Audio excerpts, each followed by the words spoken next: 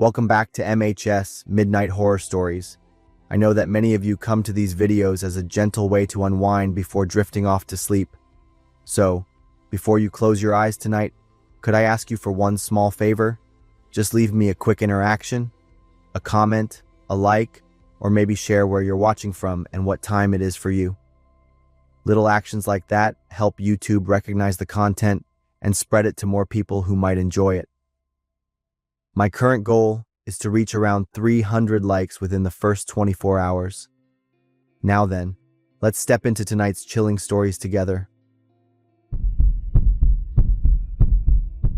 I'm Jake, a 26-year-old born and raised in Montana. From a young age, I've been fascinated with exploring the wilderness. Alaska was always a dream of mine, the last great frontier. Last October, I decided to take my dream trip to the Brooks Range near the town of Coldfoot, Alaska. That morning, I carefully drove my adventure bike on the slippery road. My breath formed white clouds in the cold air. I had checked the weather forecast. The snow was supposed to stop in the afternoon. Everything was going smoothly. I felt pretty confident in my skills. Around 10 a.m., I was driving at 30 miles an hour around a gentle curve on the side of a mountain. The snow was still falling steadily. Snowflakes stuck to my helmet visor. I was just thinking about stopping for a break when I suddenly saw something move. A huge black mass slowly came out of the bushes on the left side of the road. At first, I thought it was just a large log rolling down, but then I realized it was moving at a steady pace. It was a huge brown bear. The bear continued to walk into the middle of the road. I reacted immediately. I slammed on the brakes.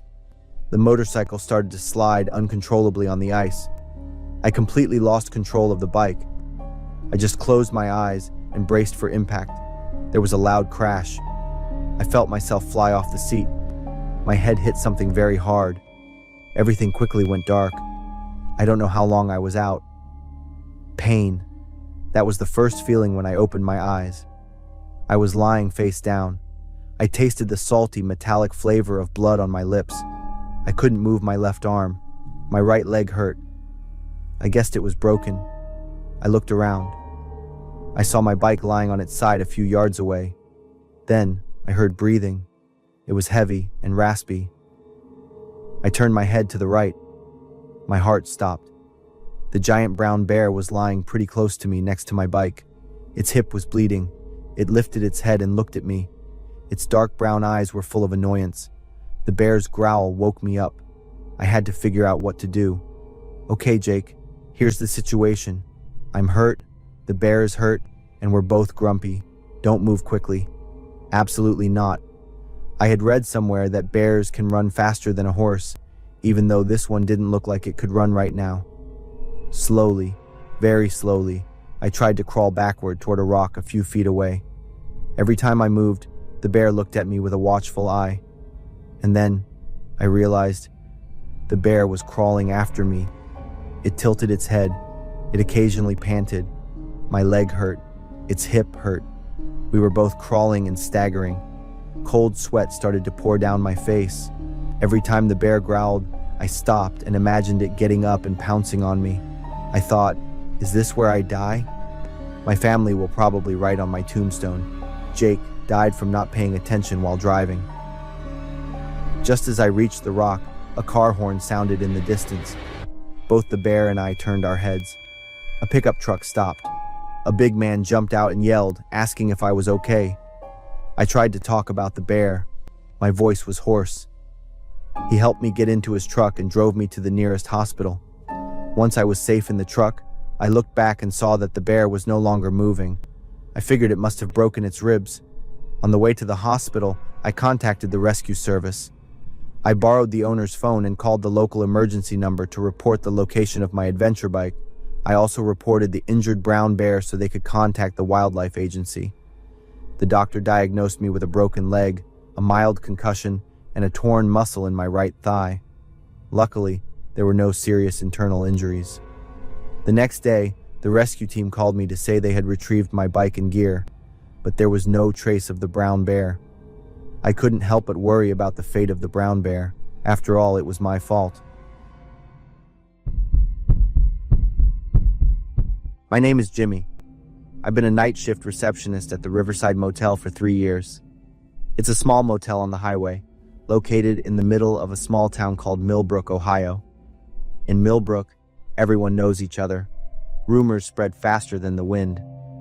Our town is so small and peaceful that a stranger might think time moves slower here. Wooden houses line the quiet streets. The Miller's family grocery store has been here since 1952. On Sunday mornings, after church, everyone gathers at Miller's Diner. They drink coffee and chat. The Riverside Motel, with its cozy rooms overlooking the river, mainly serves travelers. But sometimes it also becomes a place for private dates. Dr. Richard Morrison was one of the most respected people in our town. For many years, he ran a family clinic and took care of everyone's health. Richard was on the church board and donated to the local school. His wife, Susan, taught piano to children and ran a book club. They had 2 daughters and were the perfect model of a family. So I was quite surprised when I started seeing Richard show up at the motel one night. The first time was a few months ago. He was holding hands with a young woman. I was impressed by her standout blonde hair and her bright red dress. When I gave him the room key, Richard looked me straight in the eye. I understood what he was trying to tell me. I just nodded politely and pretended to be busy with paperwork. From then on, they became regulars. Every time he left, Richard would leave a $100 bill on the counter. I took the money with mixed feelings. A little bit of disappointment to see someone I once respected do something like that. But it wasn't my business. And honestly, I couldn't say no to that money.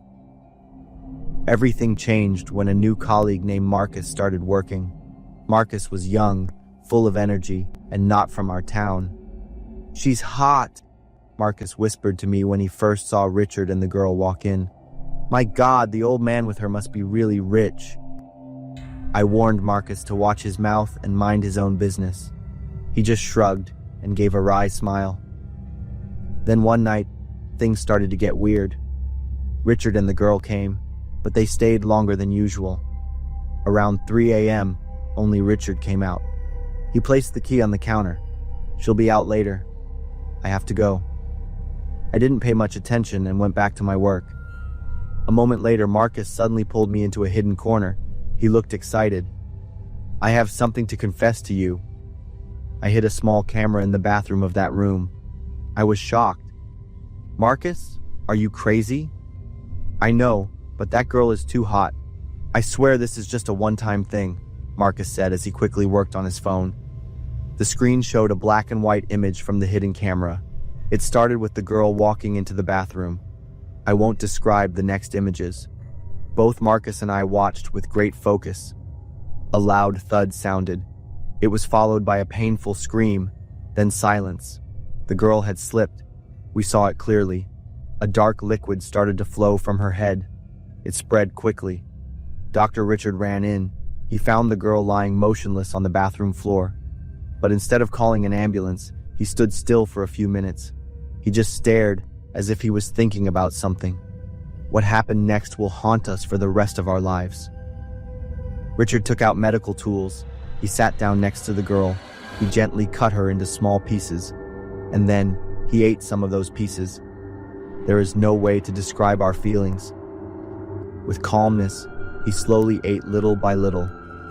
After a while, he continued to eat the internal organs. Marcus was frozen.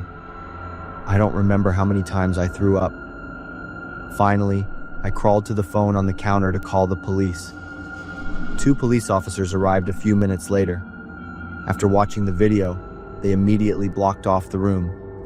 They also called for backup and a crime scene investigation team. They searched the room with luminol. They found traces of blood under the bathroom floor even though it had been thoroughly cleaned. What was even more surprising was that the remaining body parts were neatly arranged in the refrigerator. The head, with its wide open eyes, and the golden hair that once impressed me, were now smeared with dried blood. Dr. Morrison was arrested the next morning at his clinic. At the police station, according to the detective doctor, Morrison confessed everything. They had met on an online dating site. On that fateful night, the girl slipped in the bathroom and suffered a head injury, but she didn't die right away. If she had gotten help in time, she could have lived. Dr. Morrison said he panicked. He didn't dare to call 911 because he was afraid his affair would be exposed. That would cause his career, family, and reputation to fall apart. In his desperation, he chose to hide the evidence by getting rid of the body himself in a way no one could have ever imagined, the detective explained to us. After the incident, the Riverside Motel was temporarily closed. Marcus and I were forced to testify in court. Dr. Richard, who was once respected by the whole town, had to go to trial. He was charged with hiding a death and desecrating a corpse. I've never stopped thinking about that blonde woman.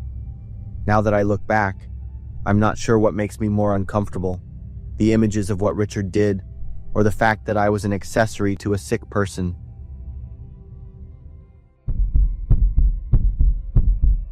My great-grandmother used to tell me a strange story about something she experienced when she was young.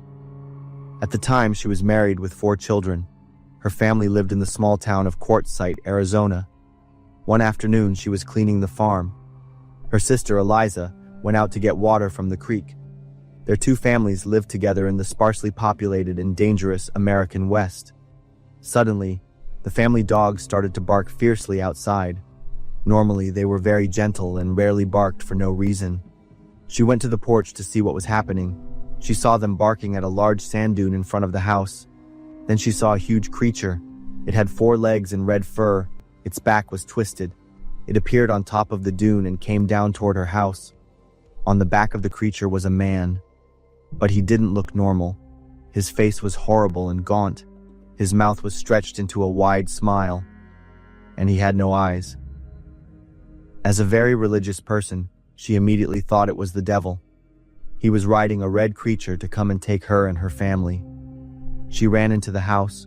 She blocked the door with a kitchen table. She gathered her 4 children and prayed. While she was praying, she heard a sharp, terrified scream from outside. She realized it was Eliza's voice. Even though she was terrified and worried about her sister, she didn't dare to go outside. She had to protect her children. A few hours later, the husbands came back from herding sheep. She cried as she told them about the devil and Eliza's disappearance. The 2 men immediately grabbed their guns and oil lamps and went to look for her. They found Eliza near the creek. She was lying face down on the ground. Blood was everywhere. Eliza's body looked like it had been trampled to death. There were many large hoof prints around. My great-grandfather rode his horse into town to tell the sheriff. When the investigator arrived at the scene, he confirmed that Eliza had been trampled to death. The hoof prints left on the ground were too big to be from any horse. My great-grandmother told them the story about seeing the devil and the red-furred creature, but the investigators didn't believe the part about the devil. In the end, Eliza's cause of death was recorded as unknown. From then on, the story of the devil spread throughout the Arizona frontier. People named it the Red Demon. At first, most people didn't believe it was true. They thought it was just a rumor or an exaggeration. However, over time, reports of seeing the Red Demon became more frequent and stranger. She heard many campers say that the red ghost had trampled on their tents. One cowboy claimed to have caught it with his lasso around its neck. But the red ghost ran so hard that it dragged him and forced him to let go. After Eliza's death, she looked out the window one day and saw the Red Demon standing in her turnip garden. My great-grandfather decided he would shoot it dead if he had the chance. After many days of waiting, they saw the red ghost once again. My great-grandfather immediately grabbed his rifle and fired shot after shot at the red ghost until it fell. When they ran out to check, they realized that all the stories about this creature were wrong. The creature was not a monster. It was a camel. It had red fur, a long neck, and a hump on its back. The rider was not the devil. It was the decomposing corpse of a man. The flesh and eyes had rotted off his face. This made him look like he had no eyes and had a wide smile. They didn't know who the man was. They also didn't know how he died. The strange thing was that even though he was dead, his body was still sitting upright on the camel's back. He never fell off. This is what created the scary image of a devil. It wasn't until many years later that people started to understand the truth. The U.S. Army had brought camels to the west from the Mediterranean region to transport goods across the desert. But the U.S. Army was not familiar with how to care for and manage them. The outbreak of the Civil War also caused the project to be abandoned. The camels were either released or sold. Some still existed in the wild in the American Southwest desert. For the people of Arizona at the time, who had never seen these animals outside of books, it was not surprising that they mistook a camel for a monster. My great-grandmother said that from that day on, she no longer believed that all scary things came from hell. Sometimes, it's people and forgetfulness that create the most terrifying ghosts. She lived the rest of her life with regret for not running out when she heard her sister scream. But deep down, she still believed she had done the right thing to protect her children. And every time she retold the story, she would look far away and say softly, "There are some things that look like a devil, but are really just the consequence of a quiet, lonely death in the desert." I'm Isaac, 26 years old, living in Kentucky. Every weekend I drive my green van to go camping with Rex, the dog I've had for 3 years. We've been to many places. Rex always sits in the passenger seat, his bright eyes gazing out the window. It was a weekend in June as I was preparing to head to Daniel Boone National Forest in the Appalachian Mountains. Rex jumped into the van, wagging his tail non-stop as he saw me load the sleeping bags and tent into the back. The weather forecast predicted rain, but I didn't want to cancel the plan. The further I drove into the mountains, the darker the sky got. Black clouds swirled around the mountain peaks, and the wind shook the trees. We arrived at the spot at 3 p.m., but it already felt like 6 p.m. because the sky was so dark. Rex began to get restless, unable to sit still. I was looking for a place to set up the tent when I spotted an open area by the side of the road. It was ideal, flat and shaded by trees. As soon as I turned off the engine, Rex started barking loudly. I looked out and saw a man sitting about 10 meters away, his back turned to us. Around him were scattered camping supplies, a backpack, sleeping bag, and a gas stove. I opened the van door and waved. "Sorry, I didn't know someone was here. I'll find another spot." The man didn't respond. He remained seated, his back slightly hunched, staring at the ground. Rex barked louder, trying to rush toward the man. I had to hold him back. "It's okay, Rex. We'll go somewhere else." I drove off, but Rex kept looking back, barking until the van turned onto a different road. I'd never seen him react like that to a stranger. After driving another 2 miles, I found another spot near a creek. The rain started pouring heavily as I finished setting up the tent. Rex ran into the tent first, shivering and refusing to come out. That night, it rained heavily. I lay in my sleeping bag, listening to the rain pounding on the tent and the sound of the creek flowing. Rex lay next to me, but he kept getting up, his ears standing tall, growling softly. I petted his head and whispered, "Is the rain too much for you, Rex?" But I couldn't sleep either. The rain was intense, and thunder cracked every few minutes, shaking the ground. The next morning, the rain stopped, but the sky remained cloudy. Rex wasn't his usual cheerful self. He didn't run around, didn't sniff the flowers. He stayed close to me, continuously looking toward the forest. We had sandwiches and coffee for breakfast, cooked on a gas stove. I took a few scenic photos, but Rex refused to pose as he usually does. "All right, Rex, let's head home early today." I packed up our stuff and put Rex in the van. As I was driving back toward the main road, Rex suddenly barked loudly. The next moment, a large black bear ran across the road. I slammed on the brakes, and the van skidded on the wet road, coming to a stop just off the side of the road. My heart was pounding. The bear ran into the forest and disappeared. I sat there for a moment to calm down, then realized we were stopped right at the spot where I'd seen the man yesterday.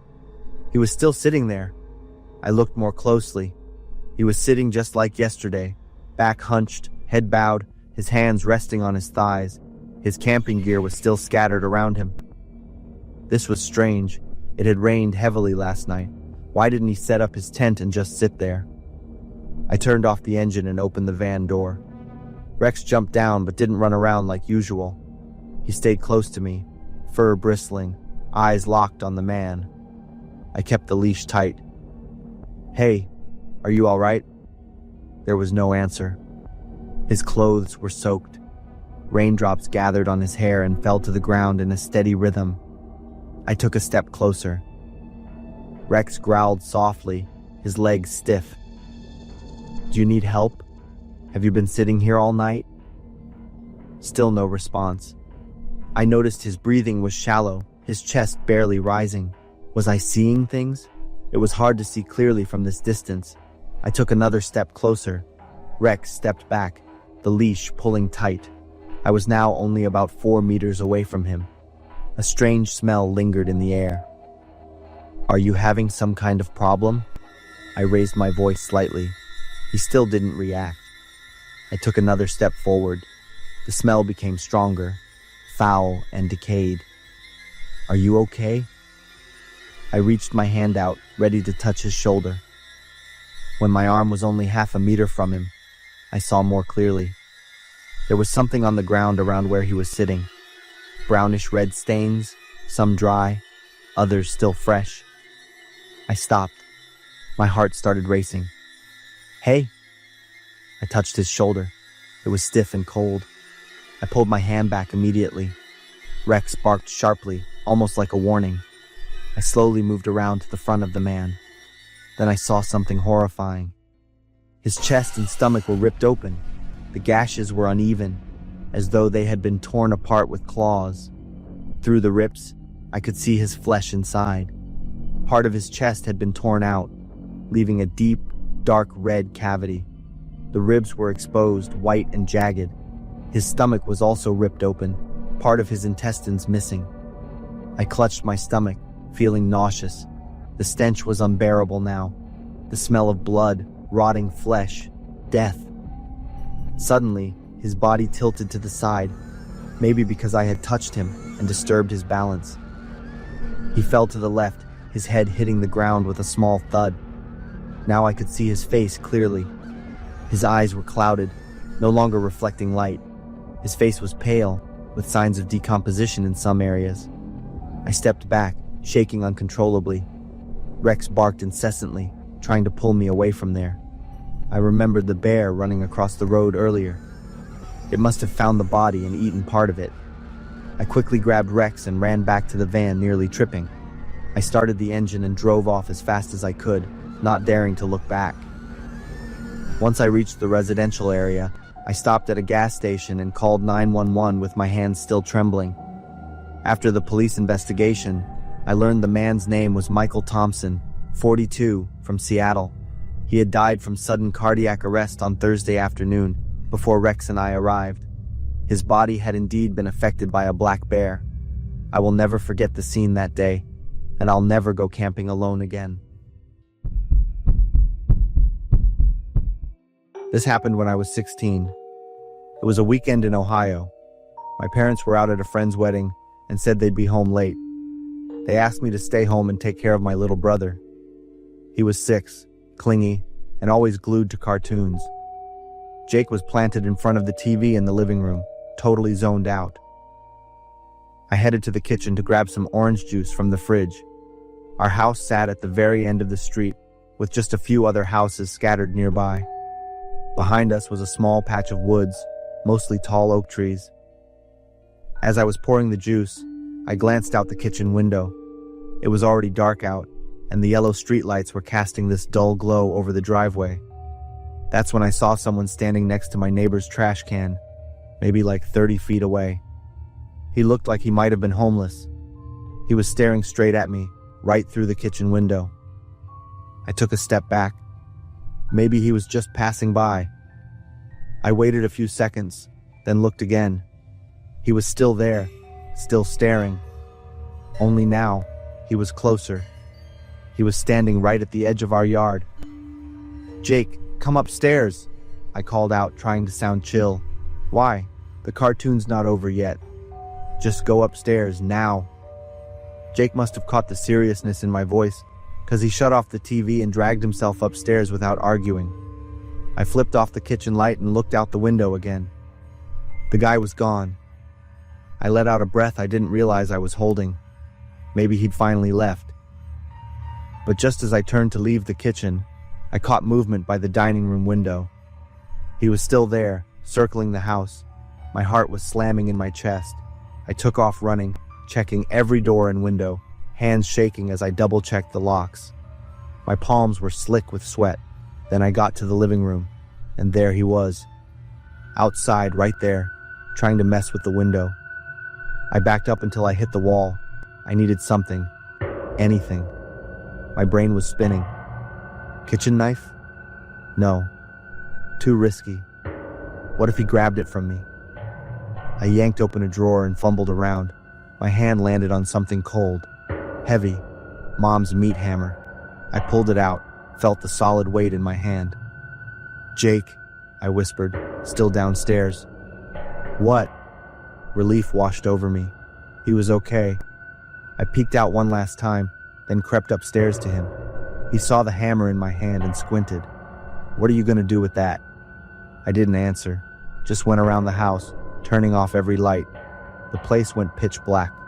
Only a bit of streetlight spilled in through the windows. I took Jake to my parents' room and locked the door behind us. This room was all the way down the hall, the farthest one from the stairs. If anything happened, at least we'd have some time. "Why'd we turn off the lights?" Jake whined. "We're playing hide and seek," I told him. I pulled him into the closet. It was just big enough for the two of us to sit down inside. Jake huddled close next to me. Through the crack in the door, I had a partial view of the bedroom window. I listened. Other than the wind rustling through the oak trees, it was dead quiet. 10 minutes passed. Maybe the guy had left. Maybe I was just being paranoid. Jake was getting antsy. He wasn't built for sitting still this long.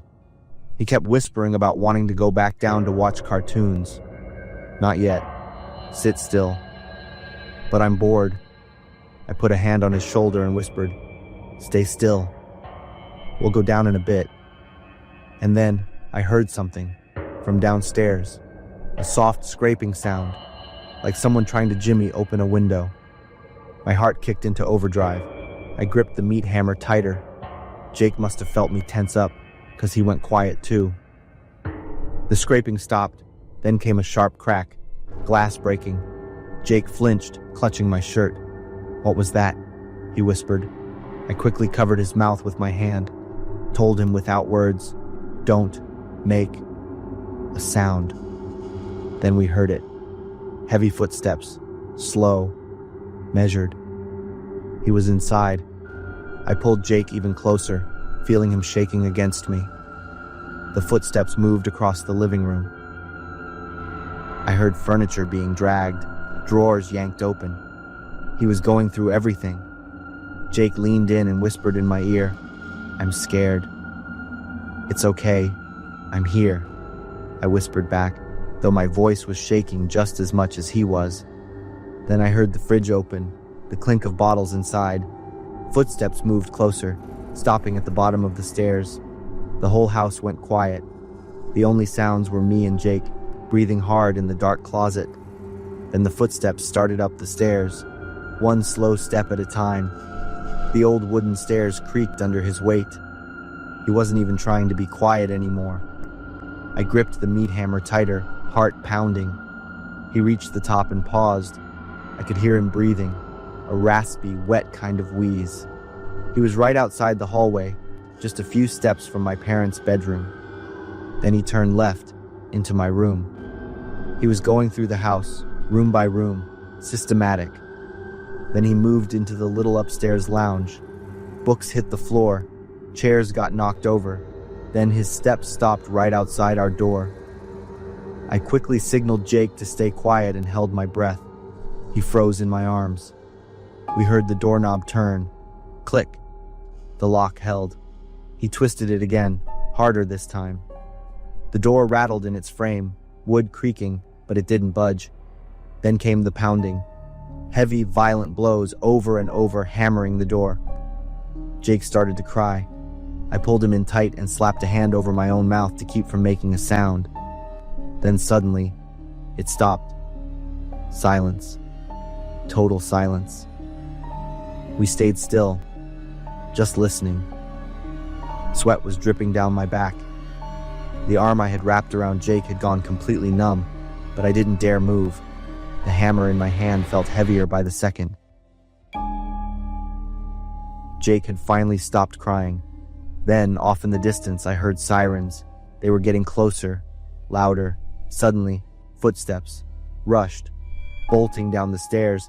Then bam! The back door slammed shut, hard enough to shake the whole house. A police car screeched to a stop out front, red and blue lights flashing through the windows. I heard voices, officers shouting, radios crackling. Still, I didn't move. I was locked in place, clutching the hammer, holding Jake tight against me. Then came the call. Police! Is anyone home? Only then did I slowly open the closet door. Jake had fallen asleep in my arms. I carried him downstairs and opened the front door. 2 cops stood on the porch, with my neighbor Maya right behind them. Another pair of officers were already inside, shining flashlights over the shattered glass in the living room. Are you hurt? Maya asked, her face full of worry. I shook my head, still gripping the hammer. My hands were shaking so bad I couldn't let it go. I hadn't even had time to call the cops. Thank God Maya saw someone creeping around our yard and dialed 911 right away. A few minutes later, Jake woke up, groggy, then totally lost it when he saw strangers in the house. I called my parents. My mom's voice was panicked on the phone. She said they'd be home right away. When they got back, she wrapped her arms around me and Jake. She was sobbing, her shirt soaked with tears. Dad just put his hand on my shoulder. He didn't say anything. An hour later, the cops finished taking our statements. They said they'd let us know as soon as they had more on the guy. Even after the cops left, Mom still couldn't calm down. She just kept hugging us and crying. Dad said he was installing cameras and an alarm system first thing in the morning. A few days later, my parents got a call from the police. They found him. The guy's name was Robert. They caught him the next morning, hiding out in a camper about 13 miles from our place. Turns out he'd escaped from the Indiana State Psychiatric Hospital 3 days earlier. He had a history of child abuse and had been locked up for the last 5 years. What stuck with me most, what I still see sometimes when I close my eyes, was the look on his face. Those empty, dead eyes staring at me through the kitchen window that night.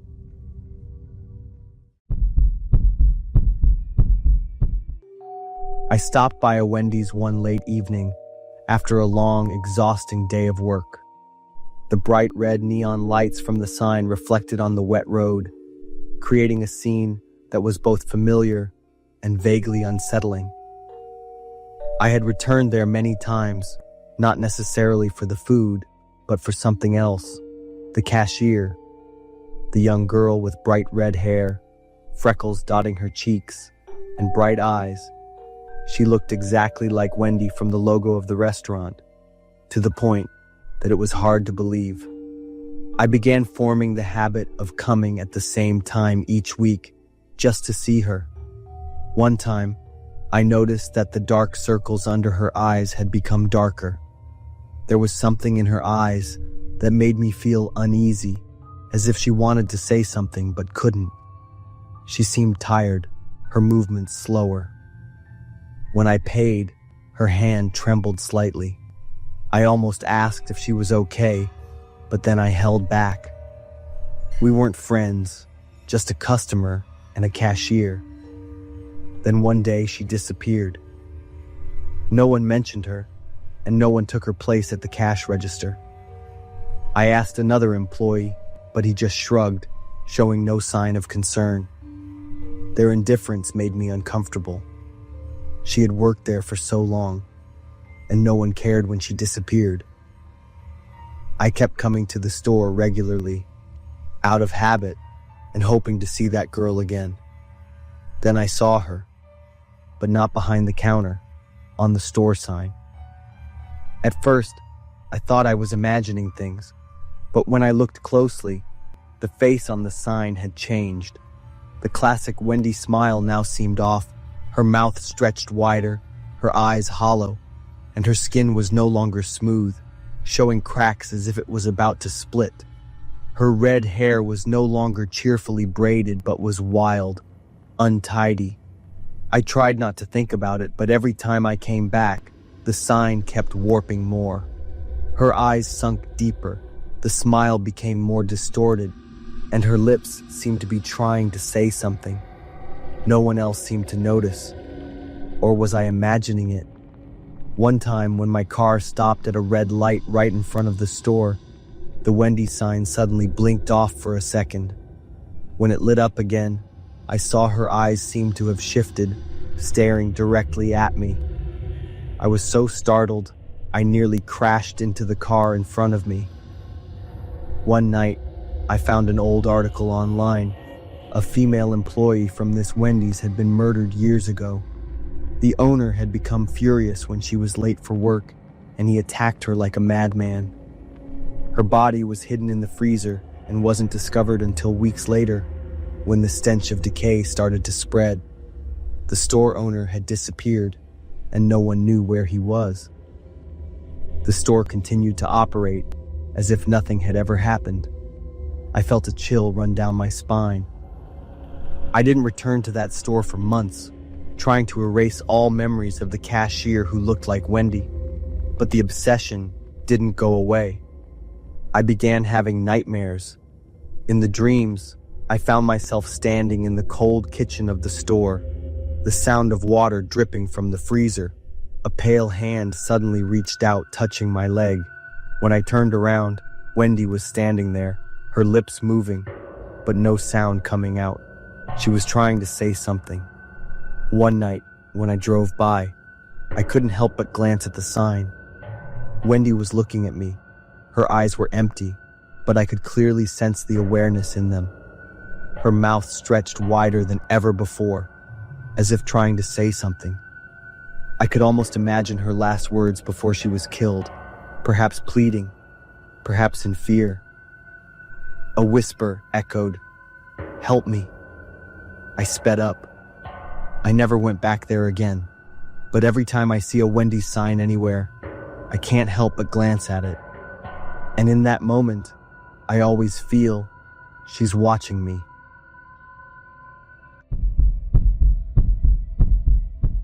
When I was 7, my parents took me to Disneyland for the first time after a tough semester. Like a lot of other kids, I got pretty excited when my parents told me about the weekend plans. For some friends my age, going to Disneyland probably wasn't as hard to pull off or as rare as it was for me. My family wasn't rich or anything, but my parents always gave me the best they could, and I was really thankful for that. As a 7-year-old, I thought going to Disneyland would take forever to actually happen. The weekend I'd been waiting for my whole life finally showed up. I woke up very early, picked out my best outfit, and scarfed down breakfast without my mom even having to remind me. "I'm all charged up to have a blast all day," I said. The three of us got to Disneyland at 10 a.m. You gotta admit, kids have endless energy, and they get recharged super fast just by going to places they love.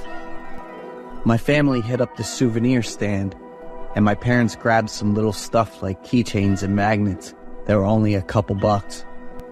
I wasn't into that stuff at all, but my eyes totally locked on to the mini statue right in the middle of the display. "Mom and Dad, can I?" I kinda hesitated, pointed at the statue, and gave my parents a hopeful look.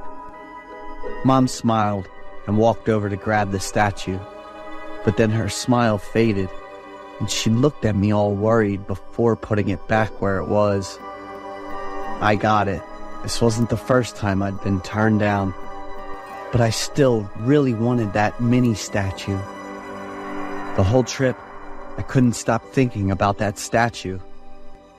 At the end of the day, I made an excuse to hit the bathroom went back to the souvenir shop and did something I shouldn't have without even thinking about it. I quickly grabbed the mini figurine and stuffed it in my backpack. When I got home, I stashed the mini figurine in my room. At first, I was very happy and proud to have the thing I wanted, but I always felt a bit guilty about it, and that little mistake ended up costing me big time. I started to feel like someone was keeping an eye on me. I kept waking up in the middle of the night because I heard a soft rustling sound somewhere in the room. Sometimes, I'd catch a glimpse of a shadow in my dreams, with big ears and Minnie's signature red bow. When I woke up all of a sudden, the room was still quiet, and there was the mini figurine, just staring at me, its big black eyes wide open and smiling. One day, I freaked out when I saw that the mini figurine I had left on the bookshelf was now sitting on my desk. At first, I figured I must have moved it by accident and just didn't remember. But when it kept popping up in other spots around the house, the kitchen, the bathroom, and even the living room, I started to get really freaked out. One night, while I was asleep, I felt like someone was standing at the end of my bed. When I opened my eyes, there was Minnie, just standing there quietly, staring at me with her dark eyes. She didn't move or say a word, just stood there, totally still, kinda creepy. I yelled really loud, shaking under the blanket.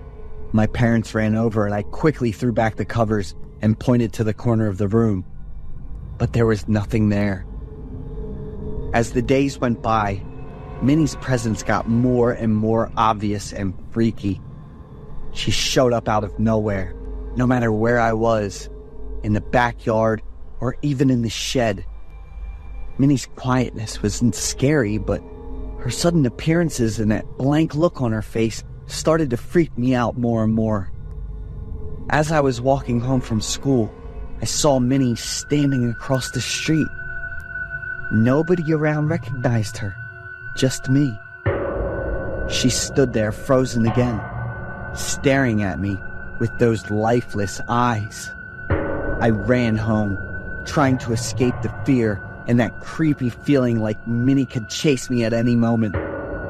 As the months went by, I started feeling worse and worse, both physically and mentally. My parents were worried about how I was acting, but I didn't dare tell them the truth about Minnie because I was scared they'd find out I stole the statue. Feeling desperate, I decided it was time to put an end to this haunting. I chucked the statue in the trash, but that gaze and smile were still staring right at me. I got mad, picked up the statue, raised it high, and slammed it down hard on the ground. The statue's body shattered, but Minnie's head was totally fine. And I swear I heard her laughing like she was mocking me or something. Minnie kept popping up in my dreams, all intact and quiet, with those deep eyes and that creepy smile.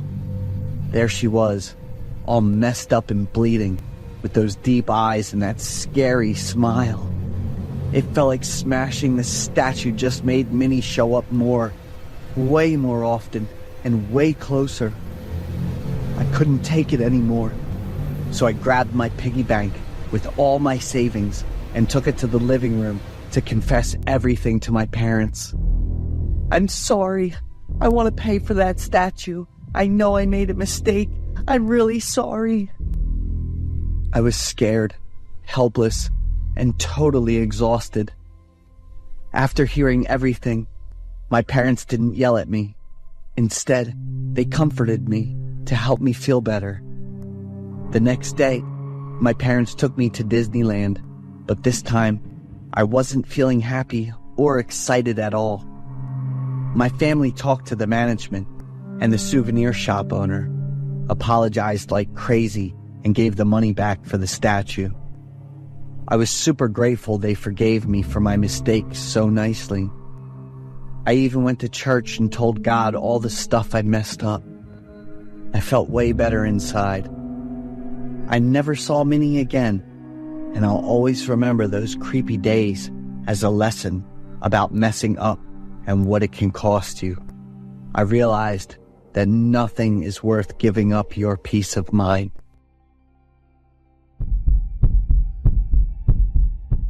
My story begins in the summer when I was 14, in a quiet town. I am Logan, a mischievous and somewhat stubborn boy, like any other teenager. I moved to the town when I was 10 years old with my parents. The town where I lived was nothing special, just a quiet place, far from the busy and noisy city. I often played with a group of friends my age. We spent almost the entire summer exploring the hidden corners of the town, searching for daring challenges to satisfy the curiosity of youth. Near my house, there is an abandoned warehouse, old, gloomy, and quite spacious. That warehouse always drew the attention of me and my friends, but at the same time, it also scared us. My mom once said that the warehouse was used to store something extremely frightening, something she didn't want me to know about in detail. But Mom's warnings seemed to be nothing more than passing wind to a stubborn teenager. To us, that only made the warehouse even more intriguing. We often played around the warehouse, sometimes daring each other to see who would get closer or who dared to touch that rotting door. But it all stopped there. There was curiosity, but also no small amount of fear. None of us dared to actually step inside. The warehouse exuded a mysterious, eerie aura, as if warning anyone who came too close. One day, while we were gathered outside playing, I suddenly caught sight of a shadow moving inside the warehouse. I looked closely and realized it was a girl, about our age. She stood there, between the dim light and the darkness, her demeanor calm, as if the warehouse held no fear at all. We all stopped, wide-eyed, unable to believe what we were seeing. How did she get inside? And why did she dare? Her bravery amazed and impressed us, but at the same time, it sparked our curiosity more than ever. The whole group decided to get closer, trying to see more clearly inside through the dusty old window gap. Each of our steps was slow, as fear tightly gripped each of us. As we got closer, I smelled a foul stench coming from inside, so strong and unpleasant that I had to wrinkle my nose. My friends started to shudder, and a few of them immediately vomited, unable to hold it back. My heart was pounding, gripping tightly to my trembling legs that couldn't run. But just then, I heard a frantic, terrified scream. One of my friends had fainted right on the spot. We quickly took him home in a panic. When he woke up in the hospital, his face was still pale, his eyes filled with terror. He said that he had seen a hand reaching out from the gap in the door, a pale white hand. We didn't dare say anything more about what had happened. Fear still surrounded each of us. The locals, after hearing about it, immediately called the police. A few mornings later, the sound of police sirens echoed through our small town, with engine noises and flashing blue and red lights surrounding the area of the abandoned warehouse. The truth that the police revealed shocked us and was beyond belief. In the abandoned warehouse, the police found the remains of about 190 people in various stages of decomposition. Many of the bodies were uncovered or only partially covered. Some of the bodies were placed on ambulances, while others were just lying on the floor. Other bodies were stacked on top of each other, blocking the doors in some parts of the building. Maggots, flies, and other insects covered the floor and clung to the bodies. In many transparent plastic bags, the decaying fluid had filled them, causing the bags to burst and spill onto the floor. Many of the bodies, including those of children, were placed in buckets or cardboard boxes to catch the leaking, decaying fluids. The fluid had spread across the floor so much that it caused officers to slip several times while moving the bodies outside. So the terrifying thing my mother had always alluded to, which was stored in that warehouse, turned out to be human remains. But it wasn't something that had happened in the past. It was still carrying out its purpose, unnoticed by any of the locals living nearby. It was known that the warehouse used to belong to a couple who founded a funeral service company because they didn't pay rent, failed to pay taxes, and were sued for defaulting on payments to the cremation service. The couple was evicted by the landlord. They were charged with corpse abuse and faced a sentence of 15 years in prison. As for me and the other friends, we have undergone dozens of psychological treatments over the past 10 years. Every night I have to use sleeping pills and sedatives just to fall asleep. The story above is based on a real case that occurred in 2023. John and Carrie Halford, the owners of the funeral home Return to Nature, took money for services but neglected 190 decomposing bodies in a warehouse for over 4 years, giving fake ashes to the families. In September 2023, residents around the town of Penrose, Colorado, began noticing a foul odor lingering in the air. At first, they thought it was the smell of a leaking septic tank or the scent of dead animals. Later, it was determined that the odor of decay was coming from the abandoned house. This used to be the warehouse of the funeral company Return to Nature, known for its advertisement of green burial services with no embalming chemicals or metal coffins. On October 5, 2023, nearly a dozen police vehicles surrounded the abandoned warehouse. The FBI field officers in Colorado later stated that this was the most horrific task of their lives.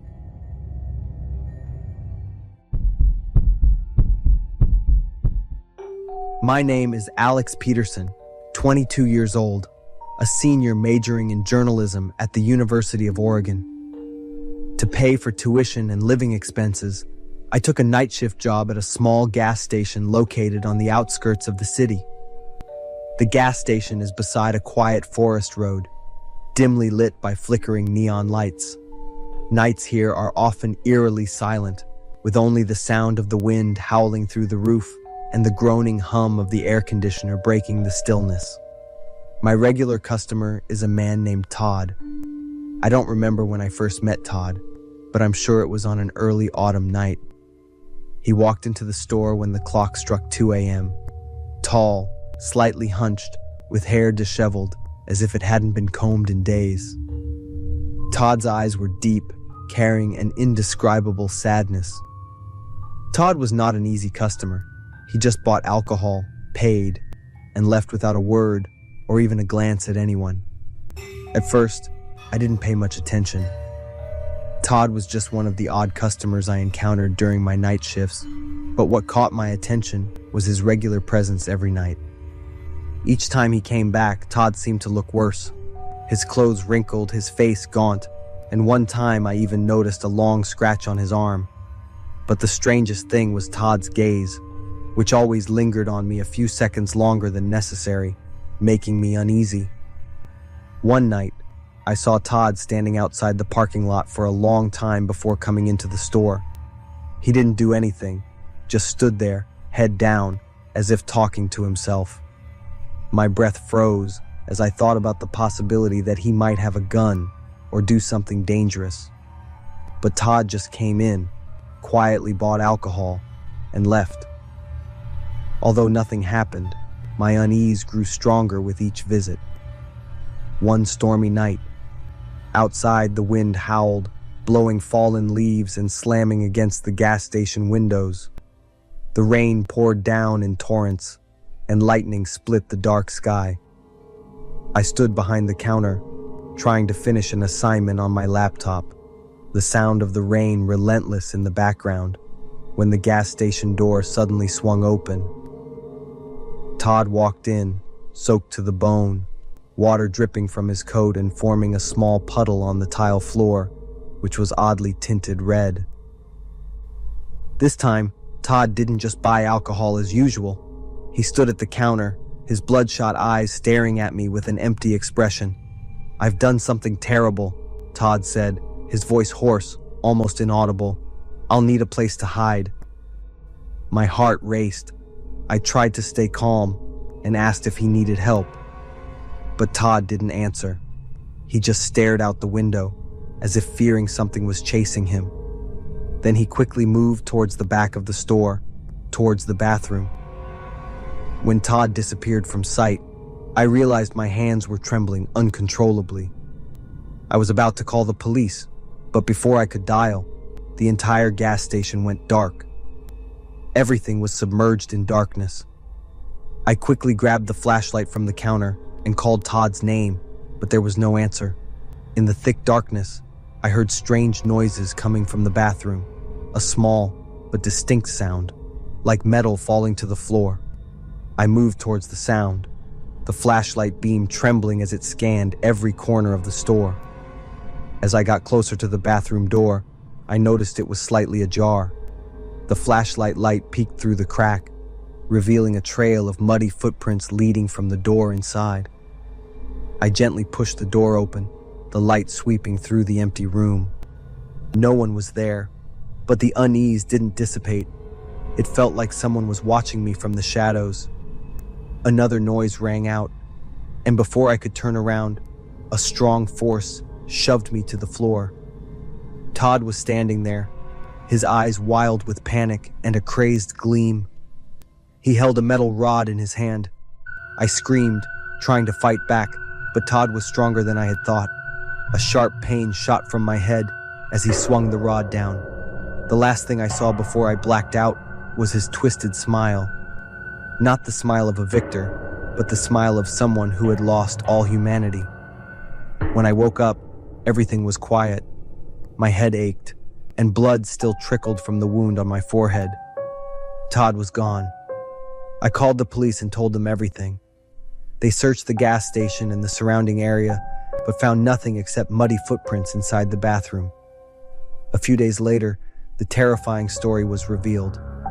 Through the news, I learned that Todd had killed his wife in a drunken rage the night before. Her body was found in a small house near the gas station, and Todd had managed to escape. I quit my job at the gas station soon after. Every time I think back, I can't forget Todd's wild eyes and that haunting smile.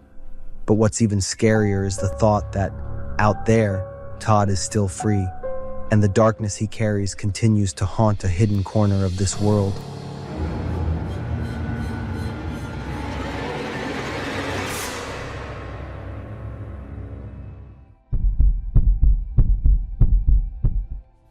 I'm Maria, third-year student major in accounting from the University of Brigham Young. I have a boyfriend named Jonathan. He's 5 years my senior, having a steady and stable job and income. We had been together for 2 years now, and Johnny had always been the one caring for me. But there's always rainy days. There will be discord between us. This was unavoidable for every relationship. For our 2-year anniversary, because Johnny's schedule was pretty busy, we decided to have a movie night out, since it'd give us breathing room. Of course, every movie theater always had special discount programs for couples' anniversaries. We obviously were going to pick the double seats so we could see the movies best. We're going to watch a romantic drama one. I had been waiting a long time for this, so I prepped up the prettiest I could, even utilizing the perfume Johnny's gave me for the evening. It'd been 20 minutes already and still no sign of Jonathan.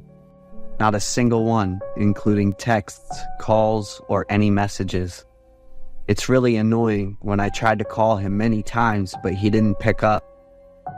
At this point, I was no longer feeling annoyed. It was a subtle sense of dread that took over. I had tried to continuously call Johnny, and thankfully, he picked up at the 10-ish call. The moment I was able to hear his voice, I felt like a heavy burden was lifted from my chest. Jonathan said to me in a soft and rather somber tone, "I'm really sorry, Maria." He must deal with an urgent last minute with his business partners and hence couldn't notify for me in time. If you had been in my shoes, girls, I'm pretty sure you'd do what I did. I had prepared everything for this occasion, and now all I received was utter disappointment. Both of us had a huge fight, and I ended up hanging up before Johnny's even finished. In that very moment, I decided to see the movie by myself. With or without him, this beauty couldn't be wasted. I immediately went on my way to the movies. The taxi took me there at 9:45, which was on time, since my movie would start at 10 o'clock. Pulling out the couple tickets, I once again felt the fury rose within me. So I did the logical, tossing one to the trash in anger. After purchasing the popcorn and accompanying drinks, I went to the theater. The ticket man gazed at me with sharp, cold eyes. "Room number 4, go ahead, then right." His action was very odd, yet I paid little attention to it. In the movie room, the atmosphere was very cold, to the point that it made me shudder uncomfortably. This pretty dress now, here in this environment, was now completely worthless. Searching for my seat once again really hit me hard. Why didn't I just buy out another ticket?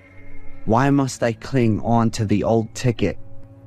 Because every other seat there were couples, happily seeing the movie, while I'm out here all alone. This movie night had started out fucking great, and now it tried to screw me further, huh? At that moment, I began to notice the silence around the film room. Everyone was in utter silence, including the couple next to me. Even the advertisement music was kinda creepy, to the point it made it shudder thinking about it. What's going on? I thought today it was a romantic drama. I took a selfie, the best that I could, to show that I was in pretty high spirit. Then I put the picture in my personal page. Well, for a reason you might already guess it. I just want to show Jonathan that even without him, I'm still fine. Reading the comments complimenting my beauty, I was in ecstasy. With the movie on the way, it's time for me to shut down on my phone to see it. After some time, my phone suddenly was bombarded with notifications. The first few, I decided to ignore it.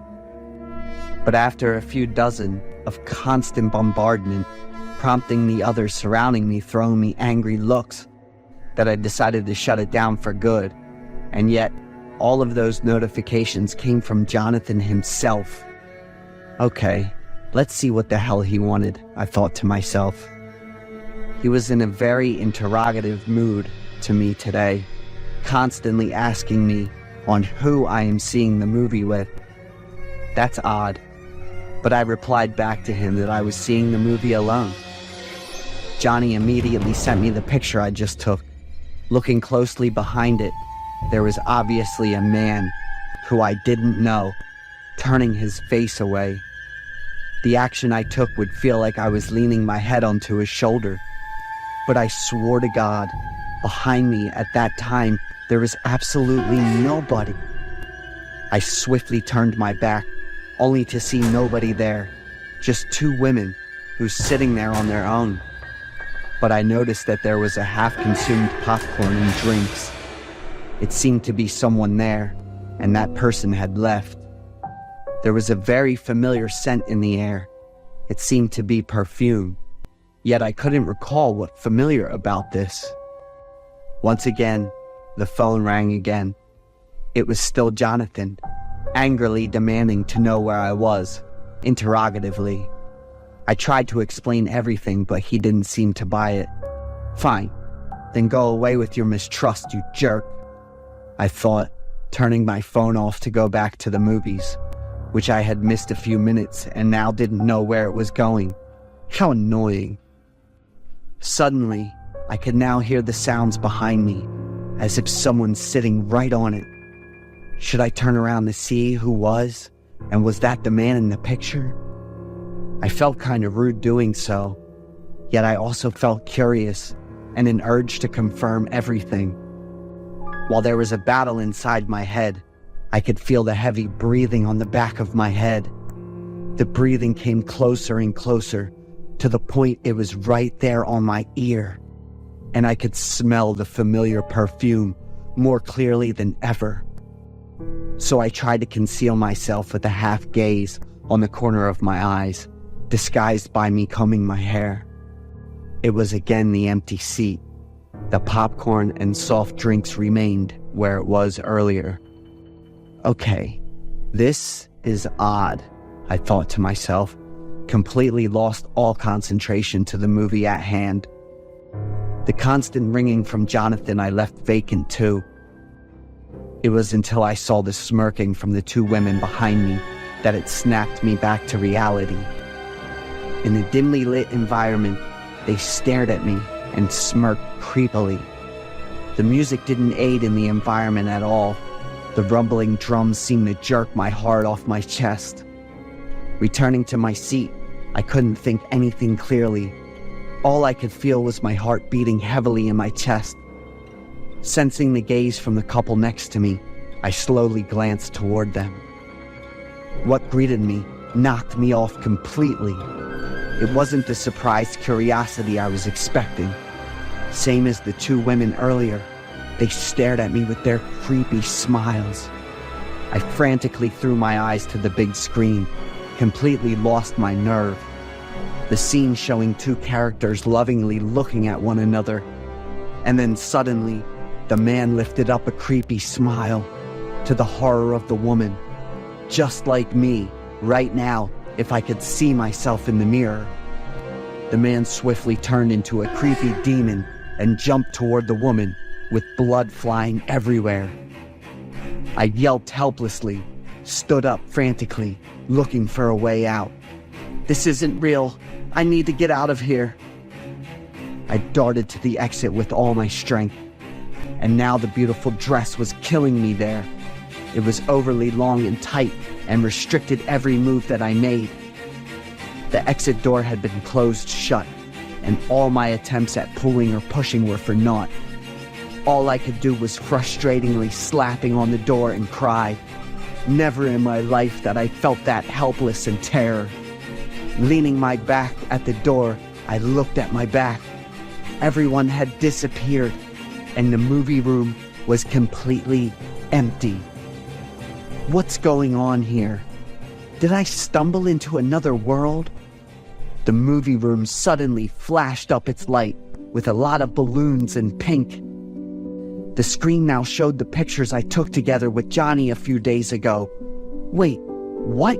What's going on?